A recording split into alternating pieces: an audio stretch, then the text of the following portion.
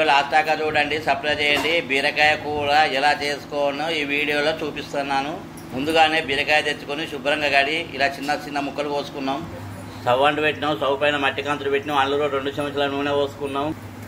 1 చెంచాడు మిరపిత్తులు, కళ్యామాకు, మెంతి, పచ్చిమిర్చి, ఉల్లిగడ్డలు, పుదీనా, 1 చెంచాడు పసుపు, 1 చెంచాడు అల్లం వెల్లిపాయ, 1 చెంచాడు ఇంగు, కొత్తిమీర, బీరకాయ ముక్కలు ఇందులో వేసుకోవాలి. కోసినవి ఇవి మొత్తం కలుపుకోవాలి.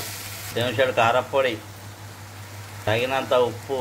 మేము వంటలలో ఎప్పుడు దొడ్డు ఉప్పే వాడతాం. ఇది మొత్తం ఇట్లా కలుపుకొని ఇప్పుడు ఇలా కలుపుకొని 20 నిమిషాలు మూత పెట్టి చిన్న మంటనే ఉడికించుకోవాలి. రెడీ అయింది, కలుపుకోవాలి. స్టవ్ ఆఫ్ చేయాలి, దించుకోవాలి.